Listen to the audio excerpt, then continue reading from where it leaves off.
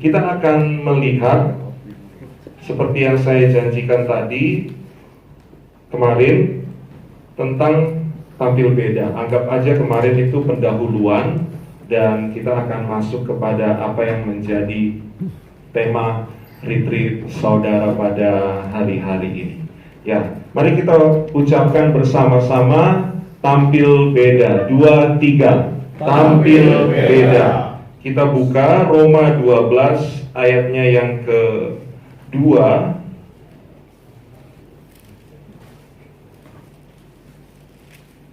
Roma 12 ayat yang kedua. Saya ingin kita membaca ayat ini bersama-sama.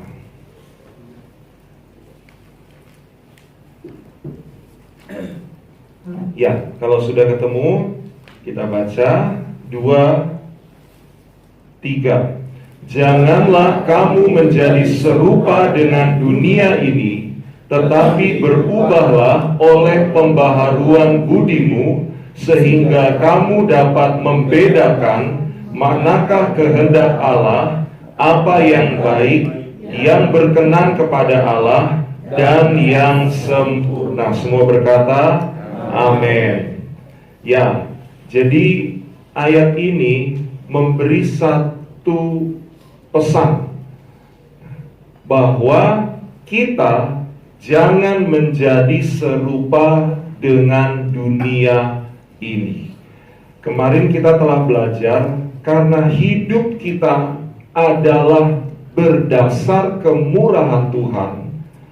Dari situ kita bergerak supaya jangan menjadi serupa dengan dunia ini. Walaupun masalahnya kita akan mengerti bagaimana bisa sementara kita hidup di dunia. Bagaimana mungkin hal itu berlaku atas orang-orang yang hidup di dunia. Dan kalau hal ini harus terjadi di dalam kehidupan kita, bagaimana caranya? Apa hasil dengan dunia? Nah, saya ingin menyampaikan beberapa catatan. Ya, yang pertama tentang ayat ini, kita harus melihat bahwa demikianlah kehendak Tuhan. Mari kita ucapkan bersama-sama, demikianlah kehendak Tuhan. 2, 3. Demikianlah kehendak Tuhan. Tuhan menghendaki kita jangan serupa dengan dunia ini. Tuhan tidak menghendaki saudara tidak hidup di dunia. Tuhan tidak menghendaki saudara untuk meninggalkan dunia. Tetapi Tuhan hanya ingin saudara jangan serupa dengan dunia ini. Kalau ini kita pegang, maka kita bisa datang kepada poin yang kedua. Poin yang kedua yang saya sampaikan adalah kita bukanlah dunia. Kita bukanlah dunia. Kita ucapkan bersama-sama 2, 3. Kita bukanlah dunia. Sekarang ada slogan Indonesia adalah kita. Ya, kita adalah Indonesia. Saya kira itu hal yang bagus sekali untuk menjaga persatuan di negara kita Indonesia. Tapi ketika Alkitab berkata jangan serupa dengan dunia, maka kita juga harus melihat itu berarti dunia bukan kita, kita bukan dunia. Nanti kita akan lihat lewat suatu kisah pemahaman-pemahaman dari poin ini. Lalu yang catatan berikutnya, poin ketiga yang saya mau sampaikan kepada saudara. Dengan Tuhan berkata jangan menjadi serupa, itu berarti kita harus melihat dunia bukan segala-galanya. Dunia bukan segala-galanya. Ucapkan bersama 2, 3. Dunia bukan segala-galanya. Ya. Dunia ini akan berakhir. Karena dunia ini fana. Dunia ini sementara. Padahal ketika Tuhan menciptakan kita, kepada kita diberi roh yang kekal. Roh yang kekal. Dengan maksud supaya hidup kita kekal, tidak sementara, tidak hanya untuk sesaat, tidak hanya untuk sementara waktu, tetapi ada suatu kekekalan, ada sesuatu yang lebih tinggi, lebih baik yang akan kita capai. Dengan kita menerima bahwa kita tidak serupa dengan dunia, berarti kita juga menyatakan bahwa hidupku lebih baik daripada dunia ini. Nah, saya ingin membawa kita mendalam tentang arti dunia. Ya, arti dunia. Tadi sepintas saya sampaikan, dunia itu adalah tempat yang tidak kekal, tempat yang fana. Dunia dalam pengertian lain itu adalah tempat yang terbatas, ya, tempat yang terbatas. Nah, saya mempelajari di Alkitab, pengertian yang seperti ini itu sama dengan arti dari sebuah nama kerajaan atau sekarang nama negara. Apakah itu? Ternyata yang mempunyai arti yang sama dengan dunia itu adalah Mesir.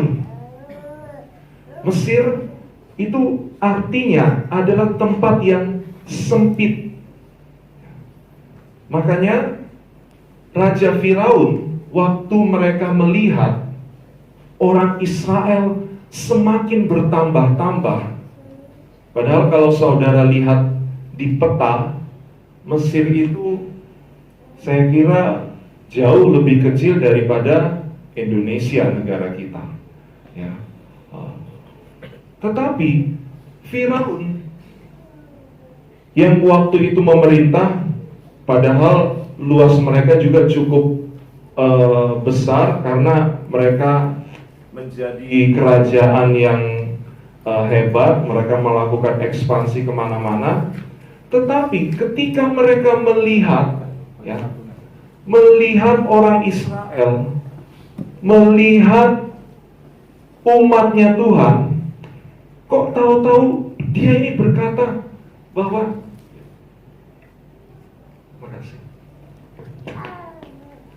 dia berkata dan merasa bahwa Mesir ini sempit. Sadar atau tidak, kita harus melihat bahwa dunia ini bagi umat Tuhan, buat saudara, terlalu sempit, terlalu kecil. Untuk apa? Untuk harapan kita, untuk cita-cita kita, untuk mimpi kita. Jadi kalau kita masih hidup di dalam dunia, sekedar mimpi menjadi nyata, itu betul lagu yang seringkali kita nyanyikan. Tidak mustahil. Karena dunia ini tempat yang masih terukur lah. Untuk doa-doa saudara dijawab, itu tidak mustahil buat Tuhan dan buat saudara. Yang percaya katakan amin. Ya. Jadi selama kita ada di dunia, di satu sisi kita bisa melihat, oh, ternyata dunia ini bukan satu tempat yang mustahil untuk harapan-harapan kita bisa tercapai, untuk doa-doa kita bisa dijawab dan dikabulkan, untuk cita-cita saudara, untuk apa yang saudara ingin dengan rumah tangga, dengan anak-anak saudara, dengan apa yang sedang saudara mulai. Mungkin 2018 saudara akan mulai sesuatu. Ya, tentu sudah melihat apa yang menjadi cita-cita. Itu tidak mustahil. Mari katakan bersama, tidak mustahil. 2, 3, tidak mustahil. Di satu sisi demikianlah dunia, tapi di sisi lain kita memang harus melihat bahwa dunia tidaklah tempat yang baik buat kita, karena kita diciptakan dari kekekalan untuk hidup kepada kekekalan. Kekekalan bukan berarti tidak bisa ada di dunia yang fana ini. Tetapi ketika kita dari kekekalan datang ke dunia yang tidak kekal ini, itu adalah suatu rencana Tuhan. Supaya apa yang tadinya akan binasa di dunia ini, mungkin itu salah satu dari famili saudara, mungkin itu salah satu dari rekan saudara, mungkin itu salah satu dari rekan kerja saudara, maka mereka mengenal hidup kekekalan. Mereka menerima transfer dari kehidupan saudara. Mereka menerima impartasi dari kuasa yang ada di dalam saudara. Misalnya kuasa untuk bersaksi, lalu mereka juga bersaksi. Maka mereka kemudian juga masuk kepada kekekalan seperti yang sudah disediakan bagi kita sekalian. Yang percaya katakan amin. Jadi dunia yang dimaksud oleh Rasul Paulus di Roma pasal 12 ayat 2 ini, supaya tidak serupa, gambaran mininya adalah Mesir. Ya, Mesir. Kita akan lihat Mesir ini, kalau kita baca di Perjanjian Lama, banyak dihubungkan dengan kehidupan beberapa sosok. Ya, yang paling populer itu adalah Yusuf dan Musa. Ya, Yusuf dan Musa. Ini kepada anak-anak kita sedang diceritakan sosok Musa. Ya, Musa itu memang contoh dari tema kita, tampil beda. Sebab dia adalah orang Ibrani yang harus hidup di Mesir. Tapi kepada teman-teman tadi saya katakan, saya tidak akan menyampaikan tentang Musa. Ya, kalau untuk anak-anak, Musa termasuk tokoh yang populer. Ya, kalau buat saudara, tentu sudah dari sekolah minggu sudah sering dengar cerita tentang Musa. Tapi saat ini saya ingin mengangkat sosok seorang yang di sekitar Musa. Kemarin kita sudah melihat Mephiboset. Sekarang kita akan melihat sosok yang bernama Miriam. Tentu saudara tahu Miriam ini adalah kakak perempuan dari Musa.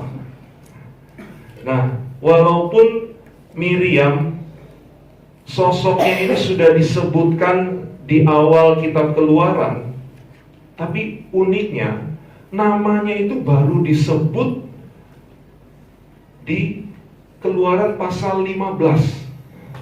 Bahkan sudah bangsa Israel keluar dari Mesir sampai melewati, menyeberangi laut Teberau, baru kemudian nama Miriam itu muncul.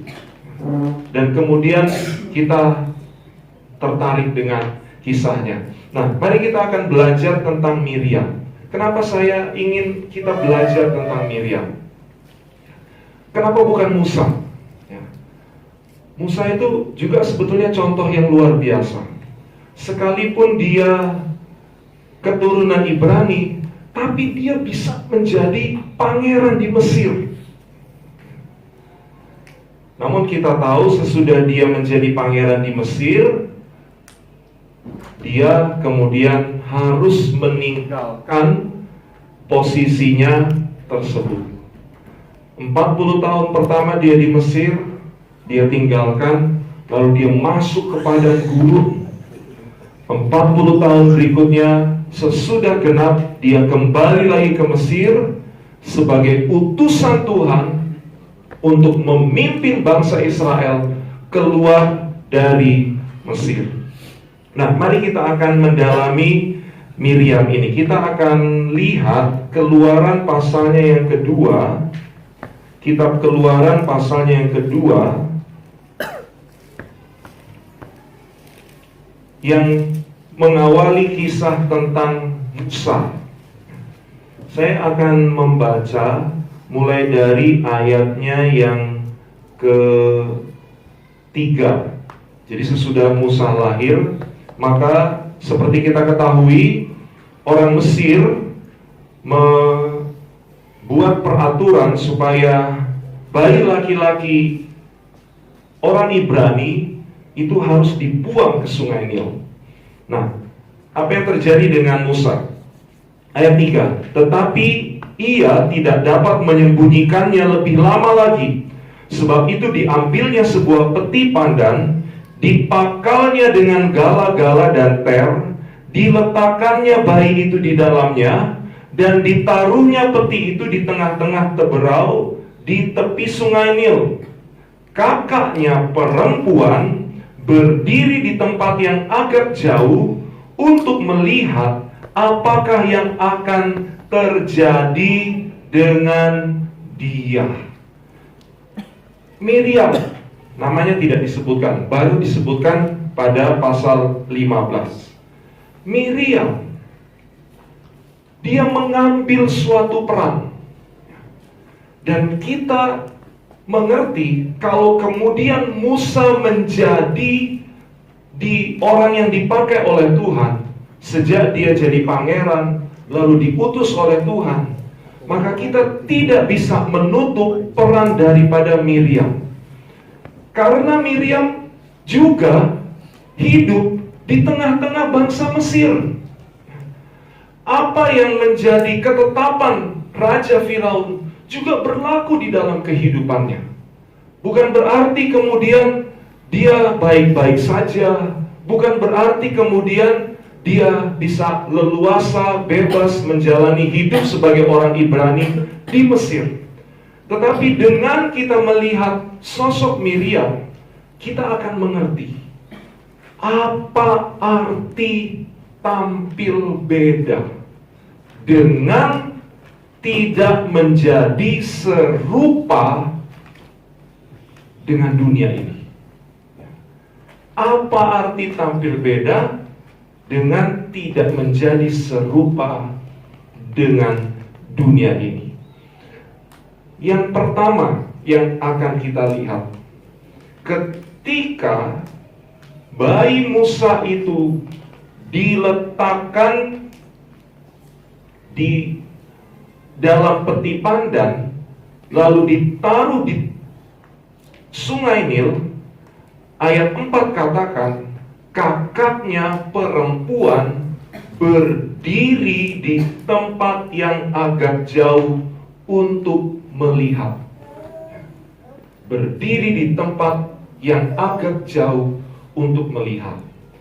Nah, kita memang terkadang harus belajar kata-kata ini secara lebih mendalam, supaya kita tahu apa yang sebetulnya terjadi, apa yang sebetulnya dilakukan oleh Miriam. Ternyata Miriam bukan sekedar berdiri dan melihat dari jauh.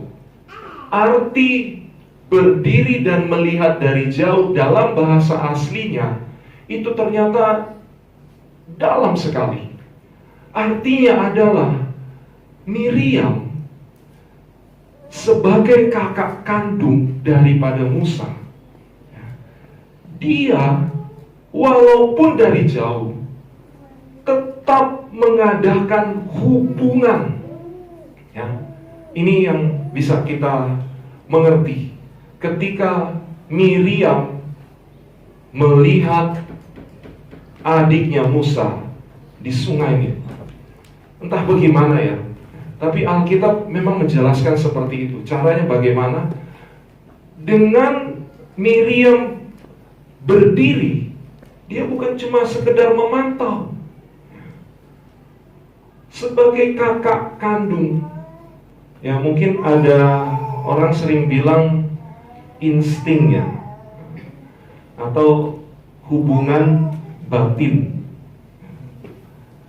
Kadang hal-hal seperti itu sukar untuk diucapkan dalam kata-kata, tapi itu bisa. Itulah yang dilakukan oleh Miriam. Bukan sekedar membiarkan adiknya, tapi dia mungkin berdoa ya. Dia punya harapan-harapan. Aduh, jangan sampai adikku itu celaka. Jangan sampai adikku itu mengalami hal-hal yang buruk. Jangan sampai dia, Sungai Nil kan terkenal dengan buayanya ya. Jangan sampai dihampiri oleh buaya. Tapi terjadilah yang baik. Saya pikir, loh, luar biasa ya. Sebab apa? Sesudah itu, sekonyong-konyong ya, orang Jawa katakan dilalah. Tahu artinya? Ya, saya juga nggak tahu ya. Cuma ada jemaat kalau ngobrol sama saya itu, kalau tiba-tiba itu dia pakai dilalah. Sesudah ayat ini berkata, ayat 4 ya, ayat 4. Tahu-tahu ayat 5 berbunyi apa? Maka datanglah putri Firaun. Saya yakin ini ada kaitannya. Ketika ada seseorang yang dalam hubungan batinnya menyatakan harapan-harapan dan doa-doanya, maka Tuhan pasti menjawab. Yang setuju katakan amin. Makanya kenapa kita tidak pakai ini dalam hubungan-hubungan batin, saudara? Buat istri, buat suami, buat anak-anak kita, buat orang tua kita. Karena bukan tidak ada rencana Tuhan menunjukkan seseorang dia menjadi orang tua kandung kita. Bukan tanpa rencana ketika Tuhan menjadikan kita kakak dari seorang adik yang mungkin kondisinya cacat. Bukan tanpa rencana kalau kita menjadi anak dari orang tua yang situasinya berbeda dengan kita. Terkadang kita nggak bisa berbuat apa-apa, tapi bukan berarti kita tidak dapat berbuat apa-apa. Miriam, karena dia orang Ibrani nggak boleh sembarangan lalu lalang, dan dia paham, sehingga dari kejauhan dia melihat, dia, kalau bahasa Inggris itu bagus ya, keep in touch, tetap menjaga, memelihara walaupun jauh hubungannya dengan Musa adiknya. Sehingga kelanjutan dari kisah ini sungguh sesuatu yang di luar dugaan. Bagaimana mungkin tahu-tahu itu bertepatan dengan jam di mana putri Firaun akan mandi di sungai Nil. Dan itu tidak berhenti di situ. Sebab Alkitab berkata, sesudah putri Firaun melihat di dalam peti itu ada seorang bayi dan dia mengerti bahwa bayi itu adalah orang Ibrani, dilalah ya, lagi. Dia malah menyambut dan menerimanya. Kalau saudara punya harapan dan doa di dalam nama Tuhan Yesus, ukurannya kadang bukan lagi ukuran kita. Porsinya bukan lagi porsi yang kita minta. Karena Alkitab berkata, Efesus 3 ayat 20, lebih dari doa dan pikiran kita, Dia ajaib. Yang percaya katakan amin, amin. Ya, jadi 2-3 hari di sini berdoalah untuk hal-hal yang mungkin paling logika dan manusiawi buat ukuran saudara. Tetapi Tuhan yang berkuasa untuk mengabulkan jauh melebihi doa dan pikiran kita. Itu terjadi dalam kehidupan Miriam. Jadi sekali lagi, kalau kemudian Musa menjadi seperti yang tertulis di kitab Taurat, tidak lepas dari peran seorang kakak yang bernama Miriam. Kemudian kita lihat ayatnya yang ke-7. Tahu-tahu Miriam ini mempunyai keberanian. Dikatakan, lalu bertanyalah kakak anak itu kepada putri Firaun, akan kupanggilkah bagi tuan putri seorang inang penyusu dari perempuan Ibrani untuk menyusukan bayi itu bagi tuan putri? Entah bagaimana, tahu-tahu Miriam ini punya ide ya.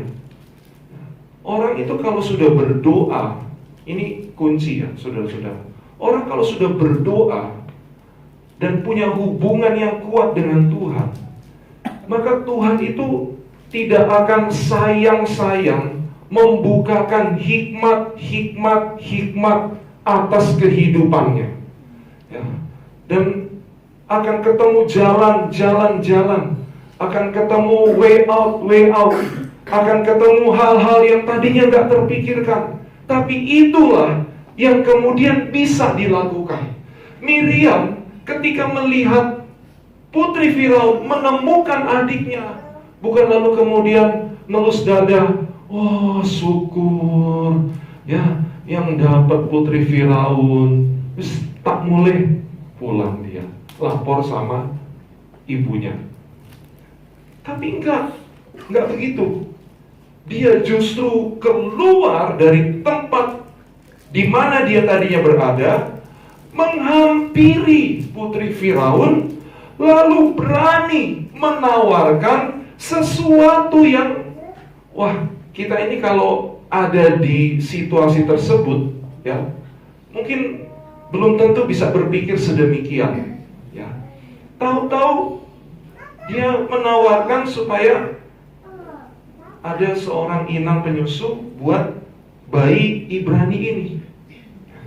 Dan itu kemudian sejalan diterima oleh putri Firaun dan dia setuju. Dia setuju. Nah, hasil dari hal ini kita akan melihat dua berkat. Ya, dua berkat. Yang pertama buat Musa. Musa ini orang Ibrani.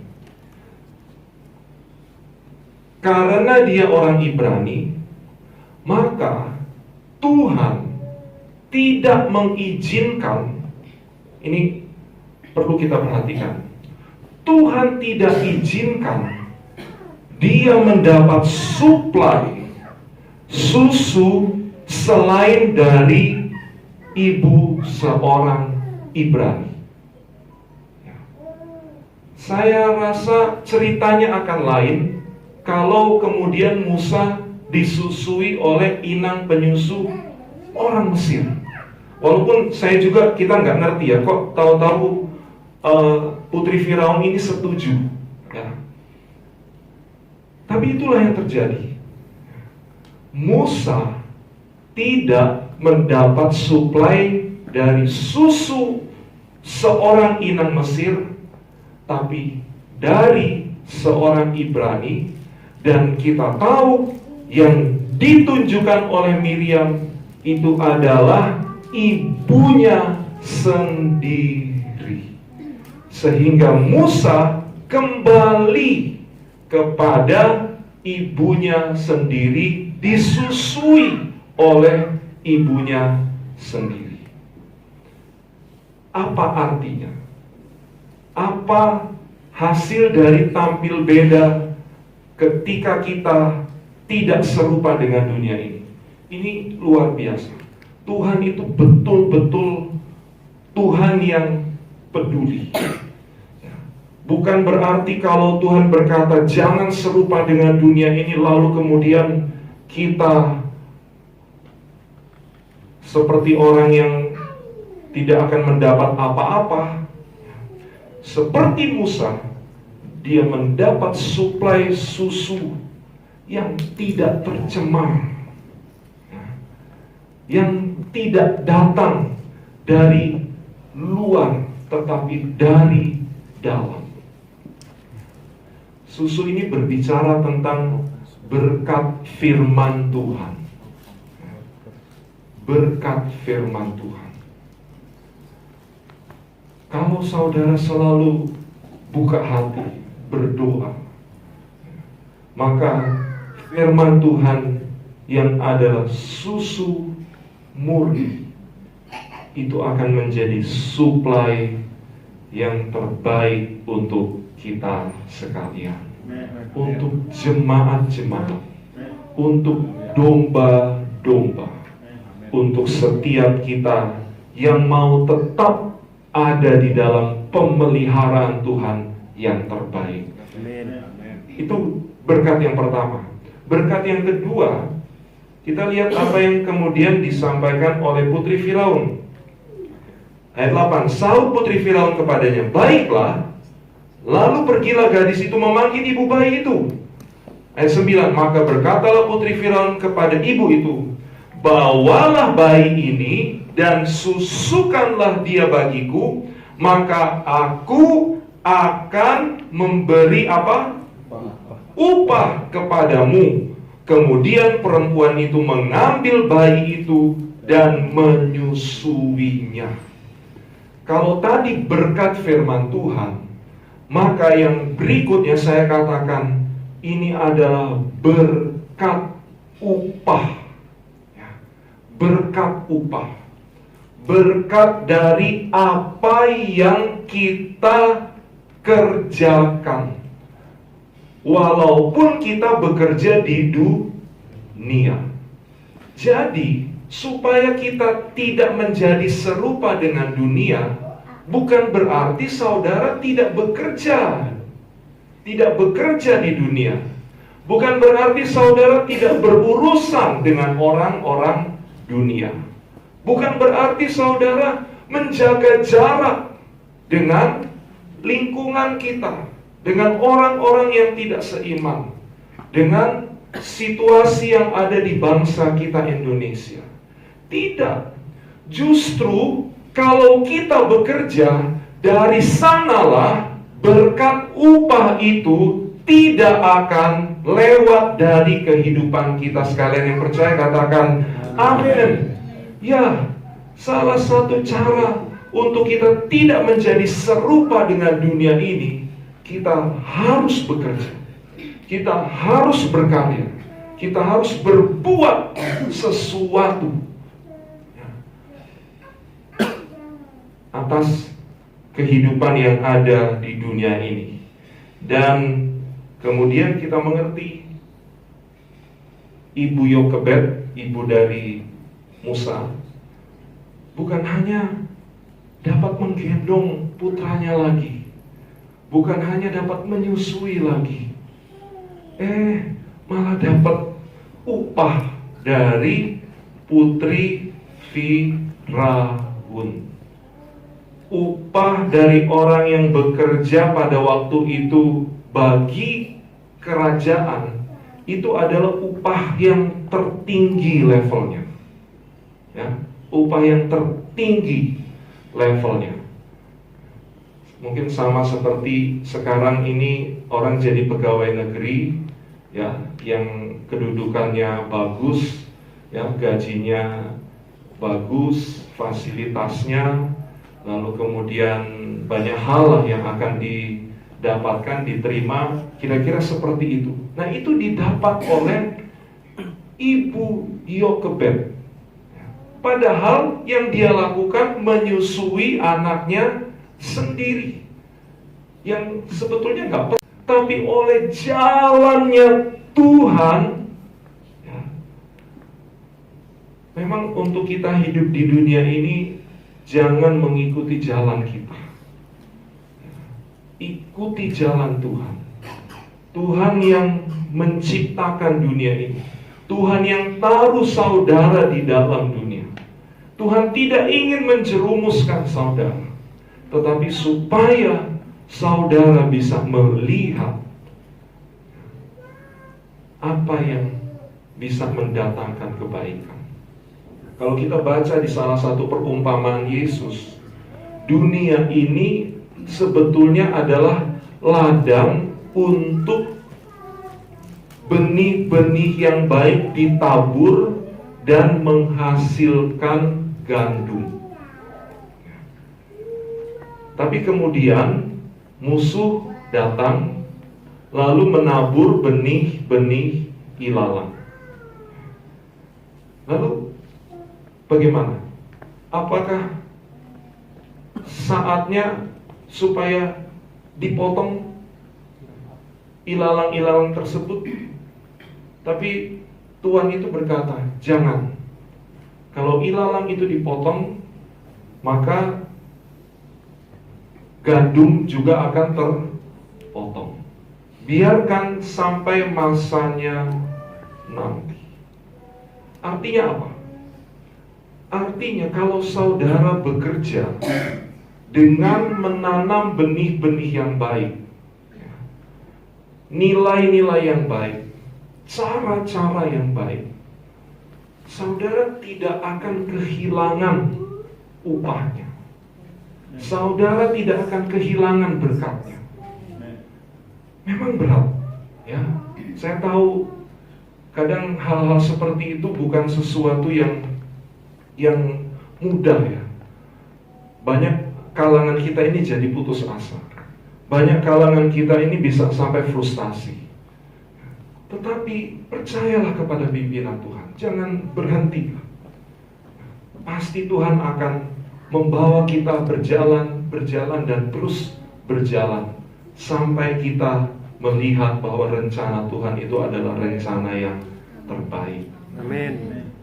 Mungkin kita masih ingat ya, 1 tahun yang lalu ketika ada pemilihan pilgub di Jakarta, ya, apa yang terjadi di sana, ya, saya kira itu cukup menjadi sesuatu yang membuat beberapa orang semakin teguh imannya, ya, tapi mungkin beberapa orang menjadi kecewa.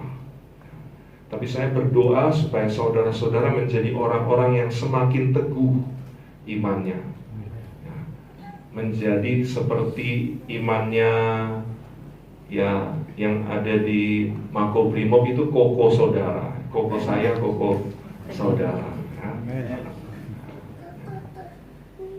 Dan saya percaya semuanya itu belum selesai, ya. Tuhan masih terus bekerja, baik untuk apa yang kelihatan maupun yang tidak kelihatan.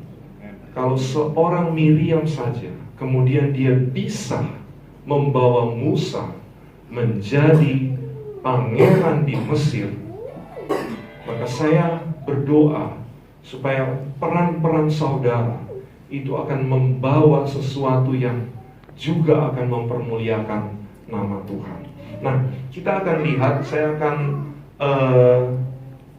tutup dengan satu kisah lain. Kita akan buka Keluaran 15. Ini masih tentang Miriam. Keluaran 15. waktu itu bangsa Israel keluar dari Mesir dan harus melewati Laut Teberau. Nah, sesudah mereka berjalan melewati Laut Teberau, sebetulnya bangsa Israel itu dalam keadaan yang letih, capek. Sejak mereka keluar dari Mesir, mereka seperti orang yang dikejar-kejar. Yang dikejar-kejar. Baru mereka bisa tarik nafas sesudah melewati Laut Teberau. Karena di Laut Teberau itulah Firaun, kereta-keretanya dan pasukan-pasukannya, ketika mereka melewati jalannya orang Israel, jalan kering di tengah-tengah tembok Laut Teberau, maka mereka semua binasa. Firaun dan orang-orang Mesir. Nah, sesudah itu ada peristiwa ini. Dan itu tidak lepas dari Miriam yang dari tadi menjadi tokoh kita pada pagi hari ini. Ayatnya yang ke-19 saya bacakan. Ketika kuda Firaun dengan keretanya dan orang yang berkuda telah masuk ke laut, maka Tuhan membuat air laut berbalik meliputi mereka. Tetapi orang Israel berjalan di tempat kering dari tengah-tengah laut. Ayat 20. Lalu Miriam, nah ini baru kali ini namanya disebut. Miriam, nabiah itu, saudara perempuan Harun, mengambil rebana di tangannya. Dan tampillah semua perempuan mengikutinya, memukul rebana serta menari-nari. Dan menyanyilah Miriam memimpin mereka. Menyanyilah bagi Tuhan, sebab ia tinggi luhur. Kuda dan penunggangnya dilemparkannya ke dalam laut. Saudara-saudara, ini kisah yang singkat, tetapi di sini kita akan menemukan bagaimana Miriam menjadi seorang yang mendeklarasikan, deklarator, kemenangan atas orang Mesir. Artinya, kita kalau melihat dan merenungkan Miriam, bukan hanya menjadi orang yang biasa-biasa bagi dunia ini. Kita bisa menjadi orang yang mendeklarasikan kemenangan kita atas dunia ini. Deklarator kemenangan dunia atas kemenangan kita atas dunia. Itu muncul dari kata-kata yang dinyanyikan oleh Miriam. Kalimat pertama, menyanyilah bagi Tuhan sebab ia tinggi luhur.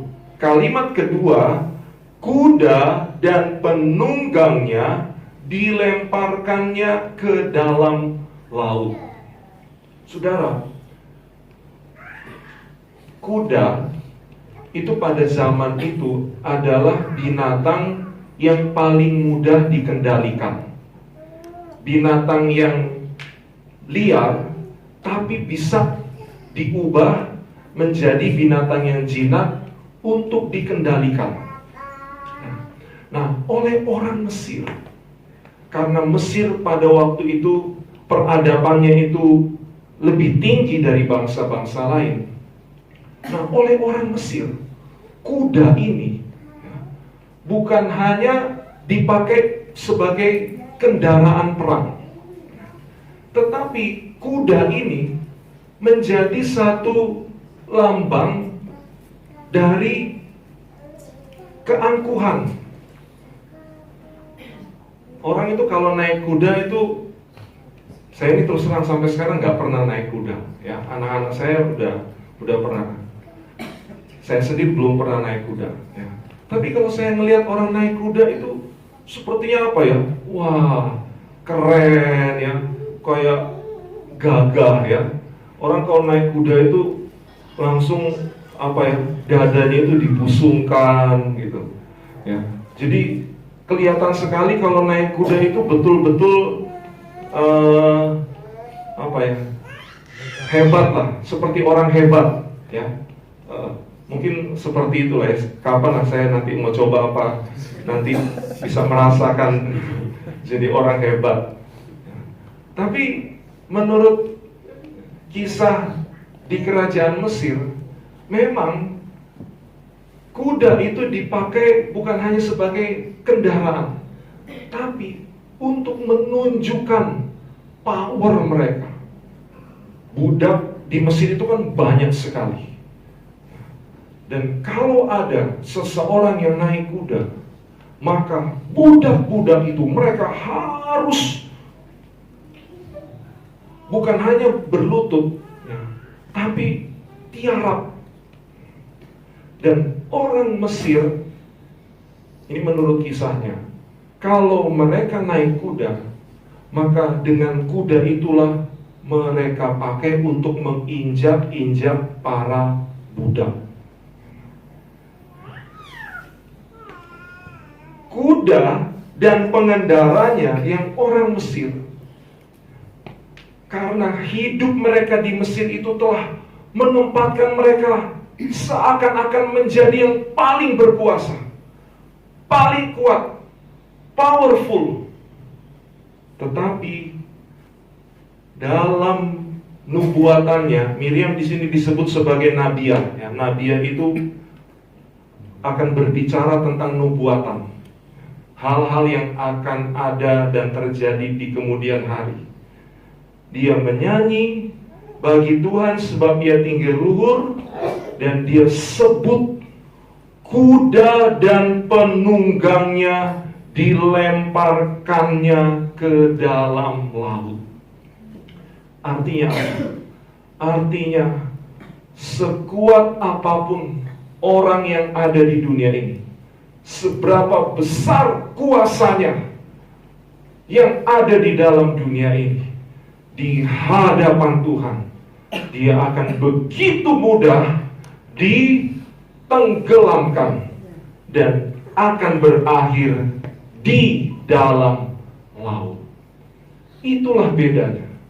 Kenapa kemudian Paulus berkata, jangan serupa dengan dunia ini. Supaya apa? Supaya kita tidak menjadi orang yang sombong, yang angkuh, yang kemudian waktu kita justru akan dilemparkan ke dalam laut. Seperti dunia ini akan binasa, maka kita pun bisa mengalami kebinasaan. Saya akan kunci dengan Mazmur 20 ayat 7 sampai, atau ya, saya ingin kita sebelum ke Mazmur 20, kita ke Mazmur 37. Mazmur 37 baru kemudian kita ke Mazmur pasal 20. Mazmur 37 ini adalah hal yang harus kita lakukan. Mungkin di tahun 2018 saudara akan menghadapi dan ketemu dengan situasi-situasi ini. Saya akan baca dengan cepat ayat 1 sampai 11.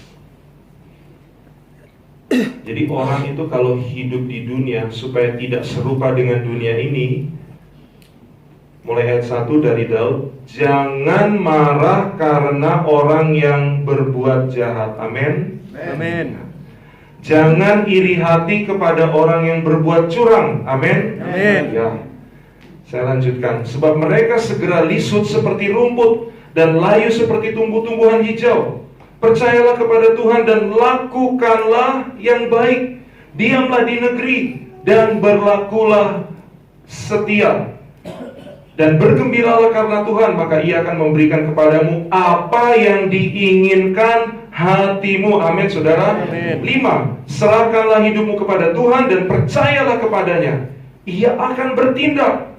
Ia akan memunculkan kebenaranmu seperti terang dan hakmu seperti siang.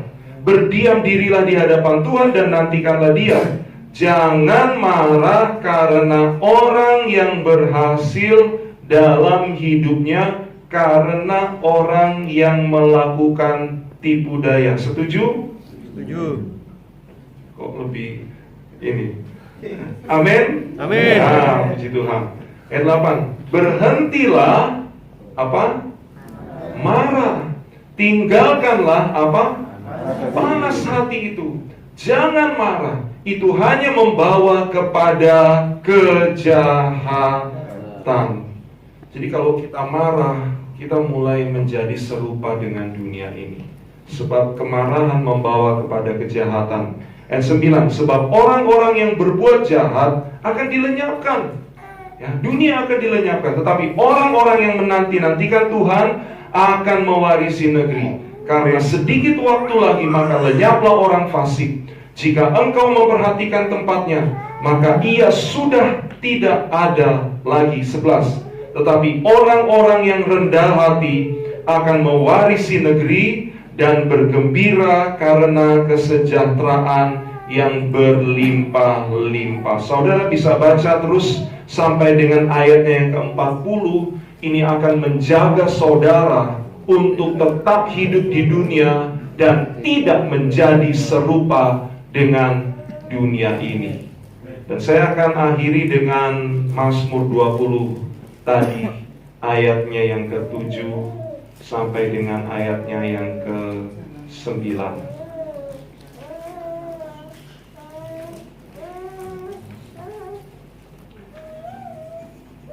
Sekarang aku tahu bahwa Tuhan memberi kemenangan kepada orang yang diurapinya dan menjawabnya dari sorganya yang kudus dengan kemenangan yang gilang gemilang oleh tangan kanannya. Orang ini memegahkan kereta dan orang itu memegahkan kuda. Itulah orang dunia. Tetapi kita bermegah dalam nama Tuhan Allah kita, maka rebah dan jatuh. Mereka rebah dan jatuh, tetapi kita ucapkan bersama, kita bangun, berdiri, dan tetap tegak seperti Miriam.